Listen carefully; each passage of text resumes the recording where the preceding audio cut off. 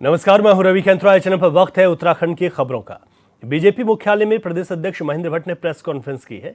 उन्होंने कहा कि पहलगाम हमले को लेकर देश क्षुब्ध है, लेकिन कांग्रेस रैली निकाल रही है। भट्ट ने कहा कि कांग्रेस की पूर्व में केदारनाथ बचाव यात्रा का भी कोई प्रभाव नहीं दिखा। उन्होंने कहा कि जिस दिन चारधाम यात्रा शुरू हो रही है, कांग्रेस अपनी रैली निकालकर विघ्न पैदा कर रही है।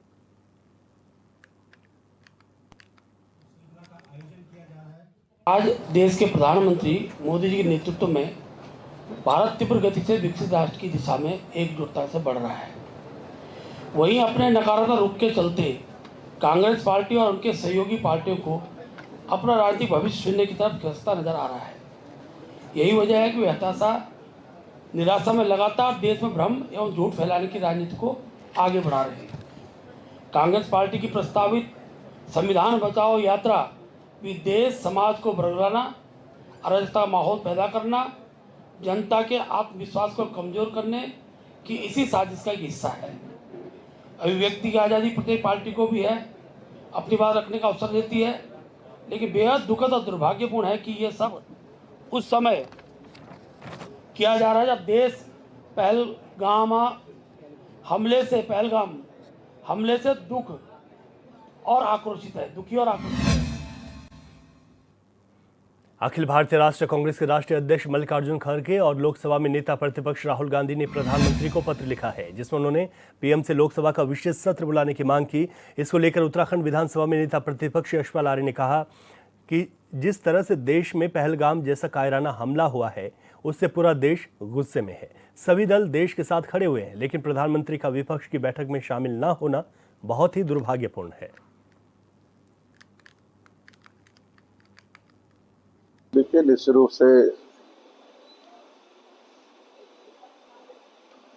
पहलगाम में इतना बड़ा नरसंहार हुआ है और देश एकजुट है, और कांग्रेस ने स्पष्ट रूप से कहा है कि हम सरकार के फैसले के साथ हैं, हम सरकार को हर संभव सहयोग देना चाहते हैं। लेकिन विपक्ष की बैठकों में प्रधानमंत्री का न आना ये बहुत ही दुर्भाग्यपूर्ण है। जब पूरे दल पूरा देश एकजुट है, जो फैसले हों उसकी जानकारी भी विपक्ष को मिलनी चाहिए, उनकी भागीदारी भी सुनिश्चित होनी चाहिए। लेकिन देखने में आ रहा है कि विपक्ष को विश्वास में नहीं लिया जा रहा है, और हमारे राष्ट्रीय अध्यक्ष जी ने जो कहा है, उन्होंने विशेष सत्र की बात कही है, तो विशेष सत्र बुलाने में क्या हर्ज है, बुलाना चाहिए। और जिससे कि पूरे हमारे विभिन्न दलों के नेता हैं, जो हमारे माननीय सांसदगण हैं, अपनी भावनाओं को व्यक्त करेंगे और एक राय कायम होगी, जिसके बाद फैसला होना चाहिए था।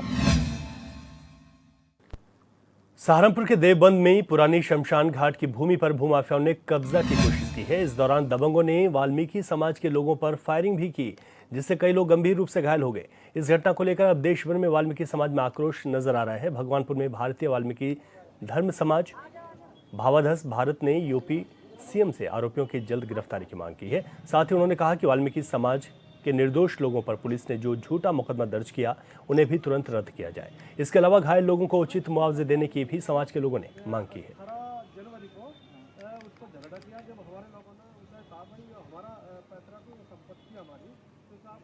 इनके द्वारा ज्ञापन दिया गया है। ये है उत्तर प्रदेश के माननीय मुख्यमंत्री जी को ये ज्ञापन संबोधित है। इनकी मांग है कि 18 जनवरी को 2025 को देवबंद में हमारी जो उसकी शमशान घाट की भूमि थी, उस पर कुछ लोगों ने अवैध कब्जे करके हमारे साथ मारपीट की, बदतमीजी की है। उसके लिए और उसमें पुलिस ने जो है हमारे ही आदमियों के खिलाफ झूठे मुकदमे कर दिए हैं, जिनमें कुछ लोग जेल भी गए भी हैं। इन लोगों का कहना यह है कि ये एक तो निष्पक्ष जांच कराई जाए और हमारे आदमियों को जिनके खिलाफ झूठे मुकदमे किए गए हैं उनको रिहा किया जाए और दोषी व्यक्तियों के खिलाफ कार्रवाई की जाए। माननीय मुख्यमंत्री उत्तर प्रदेश, उनके नाम ये दिया गया है और इसमें मैं पत्रालेख, इसका कवरिंग लेटर लगवाते हुए इसको मैं स्टेनो के माध्यम से माननीय मुख्यमंत्री जी उत्तर प्रदेश के यहाँ। एक उत्तर प्रदेश में हमारा कस्बा है देवबंद, वहाँ पर हमारे वाल्मीकि समाज के शमशान की भूमि है, जो बहुत हमारी बरसों से चली आ रही है, जिसमें हमारे बच्चे, छोटे बच्चे दफनाने का कार्य होता है। तो उसमें कुछ मुंह माफिया के द्वारा उस पर कब्जा करने का प्रयास किया गया, और यदि हमारे लोगों ने, वाल्मीकि समाज के लोगों ने उसका विरोध जताया तो हमारे ही लोगों पे उन लोगों ने गोली चलाने का प्रयास किया गया। गोली लगी भी है 3-4 लोगों को, और सरकार के द्वारा, शासन प्रशासन के द्वारा उल्टा हमारे ही लोगों पे उसमें झूठे मुकदमे करने का कार्य किया गया। तो हमारी सरकार से ये मांग है कि जो हमारे लोगों पर झूठे मुकदमे हुए हैं, एक तो वो मुकदमे वापस लिए जाए, और जो हमारी शमशान घाट की भूमि है उसको जल्द से जल्द चारदीवारी करके वो हमारे वाल्मीकि समाज के लोगों को सौंपी जाए। देखिए, अगर ज्ञापन की मांग पूरी नहीं होती तो ये पूरे देश के अंदर ये रोष प्रदर्शन है कि हमारे लोगों को गोली लगी है, और हमारे लोगों की जमीन हथियाने का कार्य जो भूमाफियों ने किया है, वो पूरे भारत देश के अंदर इस बात का रोष प्रदर्शन है, और पूरे वाल्मीकि समाज में रोष प्रदर्शन है। और यदि हमारी मांगे पूरी नहीं होती तो हम इसमें एक बड़ा आंदोलन करने का कार्य करेंगे। खासकर वाल्मीकि को टारगेट बनाया जा रहा है। इससे पहले हाथरस कांड में एक लड़की के साथ में बड़ी घटना हुई थी, और फिर लगातार वाल्मीकि समाज पर उत्तर प्रदेश में इस तरह की घटनाएं हो रही हैं। इससे ये साबित हो रहा कि शायद उत्तर प्रदेश के मुखिया जी शायद इस समाज के पर ज्यादा ध्यान नहीं दे रहे हैं, क्योंकि कई घटनाएं वाल्मीकि समाज के साथ ऐसी हैं कि जिनके बारे में वहां सोचना ही बड़ी दुख की बात है। मेरी माननीय मुख्यमंत्री योगी जी से यह है कि खासकर वाल्मीकि समाज के ऊपर जो उत्तर प्रदेश में हमले और उनकी जमीनों के ऊपर हमले और उनके कब्जाने की कोशिश करी जा रही है, लिहाजा उन्हें न्याय दिया जाए, और उन दमंगों के खिलाफ जो बार बार वाल्मीकि समाज की बेटियों पर और उन लोगों पर दमंगई से अपने हथियार और अत्याचार करते हैं, उनके खिलाफ कड़ी कार्रवाई की जाए। मामला यह है, जो अभी तलवार जी ने बताया कि ये लोग बाग हमें समझते क्या है, वाल्मीकि समाज को सबसे कमजोर महसूस करते हुए उनकी जो जमीन है वहाँ पर देवबंद के अंदर, जो कई पीढ़ियों से वहाँ पर चली आ रही थी, उस बच्चे दफनाने का काम किया जाता था हमारे लोगों के द्वारा, वो एक साजिश के तहत, एक प्लान के तहत जो लोग जो अपने आप को गुंडा समझते हैं, उन्होंने उसे कब्जाने का कार्य किया। और जब हमारे लोगों ने उस पर उसका विरोध किया तो उल्टे उन्हीं लोगों ने हमारे लोगों के साथ में बदतमीजी की, बदतमीजी की था यहाँ तक नहीं रही, उन्होंने गोलियां चलाई, जिससे हमारे कई लड़के हमारे घायल हुए। उनमें से कुछ लोगों का, कुछ बच्चों का इलाज, लड़कों का इलाज चंडीगढ़ में चला, और उल्टे पुलिस ने उनके ऊपर झूठे मुकदमे थोप दिए हैं। क्या ये न्यायपूर्ण संगत बात है? वाल्मीकि समाज एकजुट है, और यदि आपने पूछा था अभी कि इसका अगला कदम क्या होगा, वाल्मीकि समाज अपने आप में सक्षम है, और यदि न्याय नहीं मिला तो वाल्मीकि समाज के लोग पूरे जनपद सहारनपुर में और यहाँ के हरिद्वार में और पूरे उत्तर प्रदेश में सड़कों पर उतरने के लिए मजबूर होकर उन्हें उतरना पड़ेगा। और हम यही चाहते हैं कि कोई कार्रवाई हमारी तरफ से ना की जाए, उससे पहले उसकी जांच करते हुए जो वो भूमि की, वो शमशान की भूमि थी, उसकी चारदीवारी करी जाए और उसका एक गेट लगाया जाए। और वाल्मीकि हरिद्वार के रोशनाबाद स्थित सिडकुल औद्योगिक क्षेत्र में अब पुलिसिंग और मजबूत होगी। उत्तराखंड पुलिस दीपम सेठ ने यहां नए थाने की नींव रखी। मौके पर डीएम हरिद्वार कमरिंदर सिंह, एसएसपी परमिंदर सिंह डोभाल और जिले के कई पुलिस अधिकारी मौजूद रहे। औद्योगिक गतिविधियों और आबादी में बढ़ोतरी के चलते थाने की जरूरत लंबे वक्त से महसूस की जा रही थी।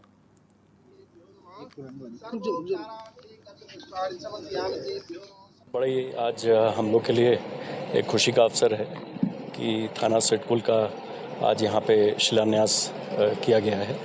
ये बहुत ही अच्छी भूमि और लोकेशन, खासकर जो एक स्ट्रेटेजिक पॉइंट ऑफ व्यू से भी बड़ी इम्पोर्टेंट रहती है कि थाने की लोकेशन कहाँ पे है और किस तरह का उसमें एक भवन बनेगा।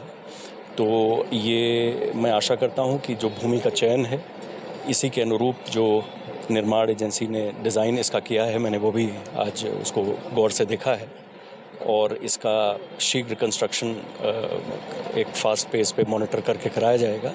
और आगे इसका एक्सपेंशन भी है। यहाँ और भी जो अन्य, अगर साइबर पुलिस स्टेशन का आगे सेटअप होना है, जो हमारे थाना कर्मी हैं उनके लिए जो आवासीय परिसर है, जो माननीय मुख्यमंत्री जी का एक बल है कि थाना परिसर के सबसे करीब ही हमारे जो थाना के कर्मचारी हैं उनके आवास भी वहाँ पे किए जाएं, तो वो सब भी इस योजना में रखा गया। उधर हल्द्वानी के बनभूलपुरा थाना क्षेत्र में एक निजी क्लिनिक में एसडीएम और नगर आयुक्त की संयुक्त टीम ने छापेमारी की। जानकारी के मुताबिक एसडीएम राहुल शाह के नेतृत्व में यह कार्रवाई की गई है। छापेमारी के दौरान जब क्लिनिक प्रबंधन से लाइसेंस मांगा गया तो उन्होंने आयुर्वेदिक लाइसेंस पेश किया, जबकि मौके पर अंग्रेजी दवाओं का इस्तेमाल होता हुआ पाया गया है। एसडीएम राहुल शाह ने बताया कि क्लिनिक में न केवल इलाज किया जा रहा था बल्कि मरीजों को एडमिट भी किया जा रहा था। इतना ही नहीं, प्राथमिक जांच में यह भी प्रतीत हुआ है कि वहां एक तरह से दंत चिकित्सा क्लिनिक भी संचालित किया जा रहा था। बिना उचित लाइसेंस और अनुमति के इस प्रकार की गतिविधि न केवल नियमों का उल्लंघन है बल्कि मरीजों की जान के साथ सीधा खिलवाड़ भी। हाल ही में बिना सीएमओ की अनुमति के क्लिनिकल इस्टेब्लिशमेंट एक्ट में बिना लाइसेंस के एक क्लिनिक संचालित होना पाया गया। मौके पे इनके द्वारा आयुर्वेदिक डिग्री दिखाई जा रही है, लेकिन इनके द्वारा एलोपैथिक दवाइयाँ भी दी जा रही हैं, एलोपैथिक ट्रीटमेंट भी किया जा रहा है। इसके अलावा इनके पास मौके पे डेंटल चेयर भी है जिसमें इनके द्वारा डेंटल सर्जरी संभवतः की जा रही है। सभी अभिलेखों की जाँच की जा रही है। मुख्य चिकित्सा अधिकारी के माध्यम से इसमें आगे की जाँच की जाएगी और जो भी इसमें वैधानिक कार्रवाई की जानी है वो की जाएगी। अभी क्या अभी संचालन बंद। उधम सिंह नगर में पुलिस ने डबल मर्डर मामले में 6 आरोपियों को गिरफ्तार कर लिया है। बता दें कि कुछ दिनों पहले एक दुकान पर कब्जा करने को लेकर दबंगों ने पिता और बेटे की गोली मारकर हत्या कर दी थी, जिसके बाद सिख समुदाय के लोगों ने हत्या आरोपियों की गिरफ्तारी की मांग को लेकर रुद्रपुर कोतवाली पर धरना दिया था। वहीं मामले में कार्रवाई करते हुए पुलिस ने सभी हत्या आरोपियों को अलग अलग स्थानों से पकड़ लिया है।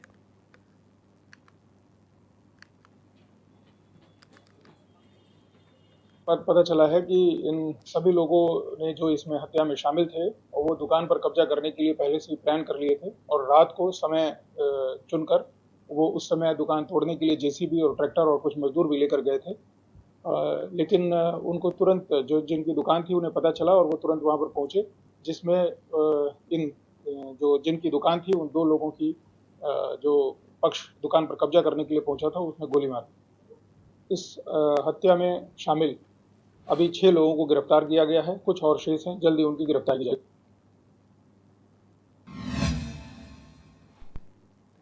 खटीमा में मां पूर्णागिरि धाम से लौट रहे श्रद्धालुओं की वैन चकरपुर कुटरी बाईपास पर अनियंत्रित होकर गड्ढे में जा गिरी। हादसे में 2 लोगों की मौत हो गई जबकि कई लोग गंभीर रूप से घायल हुए हैं, जिन्हें सूचना पहुंची पुलिस ने आनन फानन में अस्पताल में भर्ती कराया और आगे की कार्रवाई में पुलिस जुट गई है।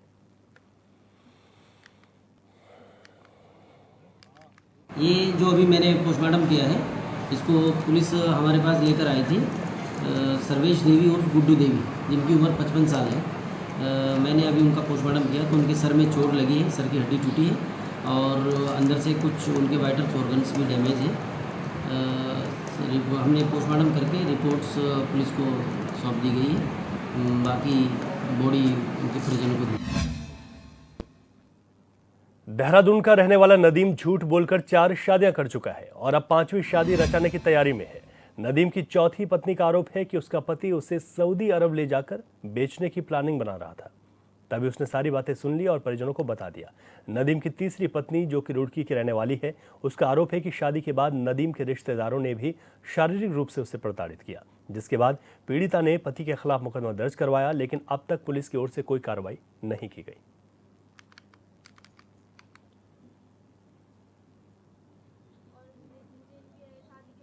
मैं रुड़की की रहने वाली हूँ। मेरी शादी 11 जनवरी को नदीम अंसारी के साथ हुई थी देहरादून में, और मुझे पता चला है कि 3 लड़कियों की शादी की हुई है उन्होंने ऑलरेडी, और मैं चौथी वाइफ हूँ, मुझे पता नहीं था।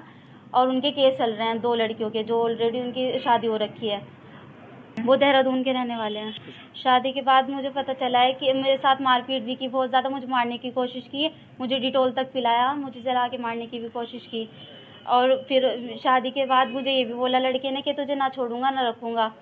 सऊदी ले जाने के लिए बोलता था वो। उनकी मम्मी को और लड़के को मैंने बात करते हुए सुना कि मेरी कहीं पे डील कर ली उन्होंने सऊदी में। तो जब मुझे पता चला तो मैंने उनसे, अपने शौहर से, नदीम से बोला कि मुझे घर पे अपने घर वालों से मिला के ले आओ। जी, मम्मी पापा की और मेरी मर्जी से हुई थी शादी। लड़के की खाला है मंगलौर, उन्होंने बताया था कि मेरा भांजा है और अच्छा है, अकेला है, लड़का है, अच्छा कमाता है, सऊदी रहता है।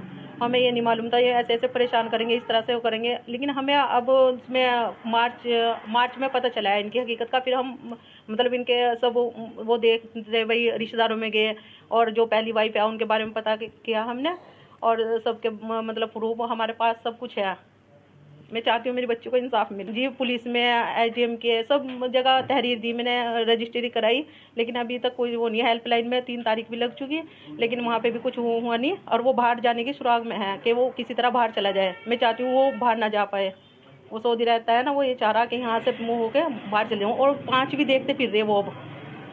कि 5वीं लड़की देख के और वो फिर बाहर लेके जाना चाह रहा, क्योंकि उनका हकीकत हमारे सामने आ गई और जो पहली वाइफ थी उनकी भी आ गई। उनके यहाँ पे वो खुले ना उनके, अब 5वीं देखते हैं। उनके मेन मकसद ये है कि लड़की को ले यहाँ से वो करके निकाह करके और वहाँ पे कुंवारी बना के लेके जा रहा है वो लड़का सऊदी, लेकिन उनके मतलब ये मकसद पूरा नहीं होगा।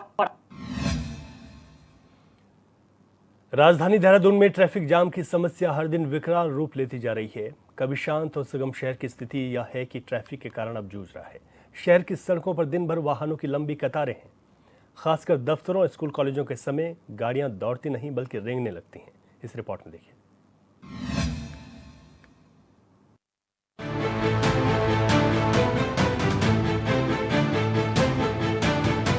उत्तराखंड की राजधानी देहरादून में ट्रैफिक समस्या दिन पर दिन बढ़ती जा रही है। राज्य के डीजीपी भी इस बात को मानते हैं कि गाड़ियों की संख्या अधिक होने की वजह से लोगों को दिक्कतों का सामना करना पड़ता है। डीजीपी दीपम सेठ कह रहे हैं कि शहर में देहरादून में सड़कों की क्षमता 40 से 42 हजार वाहनों तक की है, लेकिन वाहनों की संख्या 1,50,000 से ज्यादा तक चली जाती है, जिसकी वजह से लोग ट्रैफिक में फंस जाते हैं। दीपम सेठ कहते हैं कि इन मुद्दों पर विचार विमर्श कर प्लान तैयार किया जा रहा है। इसमें ऐसा है कि क्योंकि यातायात प्रबंधन में जो यातायात एनफोर्समेंट है जो पुलिस करती है वो एक हिस्सा है, और उसके अलावा बहुत सारी और एजेंसीज का रोल हो जाता है जो पुलिस द्वारा बॉटलनेक्स ट्रैफिक के आइडेंटिफाई किए गए हैं, या जो एक्सीडेंट प्रोन एरियाज आइडेंटिफाई किए गए हैं, या जहां पर अन्य पार्किंग स्थलों के डेवलप किए जाने की आवश्यकता है।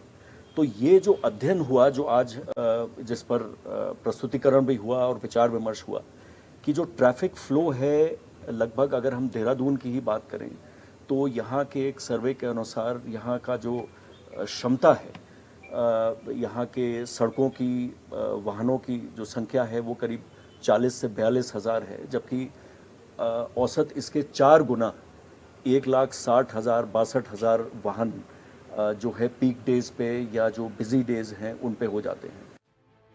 देहरादून के जिलाधिकारी सविन बंसल ने भी ट्रैफिक व्यवस्था सुधारने को लेकर कई महत्वपूर्ण कदम उठाने की बात कही है। उन्होंने बताया कि शहर में कई ऐसे जंक्शंस थे जहां पर ट्रैफिक लाइट की व्यवस्था नहीं थी। 11 जंक्शनों की पहचान कर वहां ट्रैफिक लाइटें लगाई गई हैं। इसके अलावा ट्रैफिक लाइट को AI के जरिए चलाने की योजना पर काम किया जा रहा है। साथ ही ऑटोमेटिक पार्किंग सिस्टम विकसित करने की दिशा में भी काम किया जा रहा है। देखिए, ट्रैफिक कंट्रोल के कई एस्पेक्ट्स हैं। पहला तो हम जो अपनी ट्रैफिक लाइट्स हैं उनको इनेबल करें AI बेस्ड, जो कि हमारे इंटीग्रेटेड कंट्रोल रूम में व्यवस्था है अभी, जिससे एक पर्टिकुलर स्ट्रेच का पॉज हो सके, और वो जो पॉज है उसको मैनेज करना बहुत आवश्यक है। इसी से हमारा जो स्मूथ मूवमेंट है डिफरेंट डायरेक्शंस में वो इनेबल हो सकेगा। सेकंड, कई सारे जंक्शंस पे ट्रैफिक लाइट्स अभी तक नहीं थी, तो अभी हमने 11 ट्रैफिक लाइट्स नई सैंक्शन कर दी हैं, उनका बिड आउट भी हो चुका है and they are now being installed. So we are hopeful कि by next month all 11 new traffic lights will get installed. वहीं देहरादून SSP अजय सिंह ने कहा कि ट्रैफिक व्यवस्था को लेकर पुलिस महकमे के सामने कई बड़ी चुनौतियां हैं। SSP का कहना है कि देहरादून एजुकेशनल हब है और यहाँ लाखों की संख्या में छात्र भी पढ़ाई करने के लिए आते हैं। इसके अलावा टूरिस्ट सीजन है और चारधाम यात्रा की वजह से शहर में वाहनों का दबाव बढ़ जाता है। ट्रैफिक लाइट की संख्या बढ़ा दी गई है और तकनीक का इस्तेमाल करते हुए ट्रैफिक नियम तोड़ने वालों पर कार्रवाई भी की जा रही है। राजधानी में एक बहुत बड़ी चुनौती है, खासकर जब जिस तरह की जैसे हमारे टूरिस्ट का सीजन शुरू हो जाएगा, चारधाम यात्रा भी शुरू होती है, कांवड़ भी हरिद्वार में चलता है, बहुत सारे तीर्थयात्री और श्रद्धालुगढ़ भी आते हैं। और जैसा कि आपको पता है कि एजुकेशन हब है राजधानी, जहाँ विभिन्न तरह के स्कूल कॉलेजेस भी हैं, जहाँ पर हज़ारों लाखों की संख्या में स्टूडेंट्स भी यहाँ पर का आवागमन भी रहता है। इसको देखते हुए अभी जो हमने नए सिस्टम लगाए हैं, ट्रैफिक लाइट्स को बढ़ाया है, हमारे ऑटोमेटिक कैमरे में जो है चालान भी किए जा रहे हैं। ओवर स्पीडिंग के लिए अलग अलग लगाए गए, जहाँ ऑटोमेटेड ओवर स्पीडिंग की गाड़ियों को भी हम ट्रैक करते हैं और उनका चालान करते हैं। साथ ही साथ ड्रोन से भी मॉनिटरिंग करके उनके भी चालान किए जा रहे हैं। लेकिन आने वाली जो नई नई टेक्निक्स हैं, जैसे देखा जाए आर्टिफिशियल इंटेलिजेंस है और भी बहुत सारे नए टूल्स आ रहे हैं, जिसके माध्यम से ट्रैफिक रेगुलेशन की बात का विचार अभी चल रहा है, जो हम डायरेक्टरेट लेवल से भी, ट्रैफिक डायरेक्टरेट लेवल से भी डिस्कशन चल रहा है। साथ ही साथ इसको जिला प्रशासन में भी इसको रख के आगे कैसे भविष्य की योजनाओं को कारगर बनाया जाए कि नए जो हमारे AI टूल्स हैं या जो नई टेक्नोलॉजी है उसका ज़्यादा से ज़्यादा प्रयोग हम ट्रैफिक लाइट और ट्रैफिक रेगुलेशन किया जाए। तो ये प्रपोजल अभी हमारा डिस्कशन फेज़ में है और आगे भविष्य में इसको कोशिश रहेगी कि इसको हम इम्प्लीमेंट करके बेहतर व्यवस्थाओं को और दे पाएँ। शहर के लोग घंटों जाम में फंसे रहते हैं और बीजेपी के प्रवक्ता अपनी पार्टी की उपलब्धियां गिना रहे हैं। बीजेपी प्रवक्ता हनी पाठक का मानना है कि प्रदेश सरकार लगातार इस ओर कार्य कर रही है और जल्द ट्रैफिक से लोगों को राहत भी मिल जाएगी, लेकिन कब तक ये कोई बताने को तैयार नहीं है। लेकिन प्रदेश में बीजेपी की डबल इंजन वाली सरकार नहीं बल्कि अब ट्रिपल इंजन वाली सरकार है। देखिए, आम जन को जो ट्रैफिक की समस्याओं का सामना करना पड़ रहा है उससे पूरी तरीके से हमारे सरकार चिंतित है और उस पर कार्य कर रही है। ऐसा नहीं कि इस पर कार्य नहीं हो रहा। ऑटोमेटिक पार्किंग की सुविधा देने के लिए भी कार्य हो रहा है, जगह जगह पार्किंग निःशुल्क कराए जाने पर भी कार्य हो रहा है, घंटा घर पे भी पार्किंग पर कार्य हो रहा है। तो लगातार निरंतर कार्य हो रहा है। और जहाँ तक बात है वीकेंड में ट्रैफिक की और इन चीज़ों की, तो उन्हीं को देखते हुए मसूरी रोड पर एक और ये शटल सेवा शुरू करने की बात हुई है और उड़न खटोले की भी बात करी गई है, रोप वे की बात करी गई है। तो ये सारी चीज़ों की बात करी जा रही है जिससे हमारे पर्यटकों को, यहाँ रहने वाले उत्तराखंड के लोगों को किसी भी प्रकार से ट्रैफिक का सामना न करना पड़े। सत्ता में बैठे बीजेपी के प्रवक्ता सफाई देने में जुटे हैं और इन समस्याओं को लेकर विपक्ष सरकार पर हमलावर है, जो कहीं से भी गलत नहीं है। पूरे मामले पर कांग्रेस प्रदेश प्रवक्ता प्रतिमा सिंह ने कहा कि भाजपा सिर्फ वाहवाही ही बटोरने में जुड़ी रहती है। ये विपक्ष के सुझावों को नहीं सुनते और ये अहंकारी सरकार है जिसका खामियाजा प्रदेश के लोगों को भुगतना पड़ता है। देखिए, बिल्कुल भारतीय जनता पार्टी की जो सरकार है उन्हें जो जनमानस जो दिक्कतें झेल रहा है उससे कोई सरोकार नहीं है, क्योंकि इनकी आदत है सिर्फ वाहवाही बटोरने की कि 4 धाम यात्रा में 50 लाख लोगों ने रजिस्ट्रेशन करा लिया, 60 लाख लोगों ने रजिस्ट्रेशन करा लिया। ये सिर्फ इनका बखान कर रहे हैं। सरकार ये जवाब दे कि अभी तो ये सिर्फ सीज़न है, जो टूरिस्ट मसूरी जा रहा है, धनौल्टी जा रहा है, चक्राता जा रहा है और हिल स्टेशन जो हमारे हैं वहाँ जा रहे हैं। उसके बावजूद भी आज स्थिति इतनी विकट है कि आपको लगता है आप गाड़ी चला नहीं रहे, गाड़ी रेंग रही है। और यही वजह है कि कांग्रेस पार्टी ने सवाल किया कि आपकी 4 धाम जो तैयारी है, 4 धाम यात्रा की, वो कैसी है, उसका जवाब दीजिए। तो सरकार के पास जवाब नहीं है। एक अनुमान के मुताबिक देहरादून शहर की आबादी 20 लाख के करीब है और देहरादून RTO के 10 लाख से ज्यादा वाहन रजिस्टर है।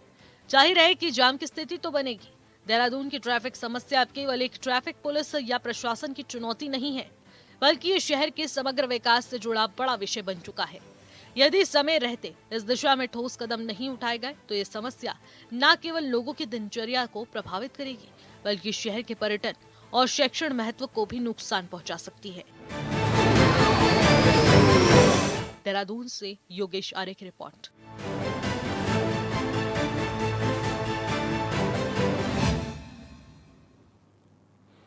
उत्तराखंड की खबरों के इस बुलेटिन में अभी के लिए इतना ही। खबरों से अपडेट रहें और देखते रहे चैनल 24/7। इजाजत दीजिए, नमस्कार।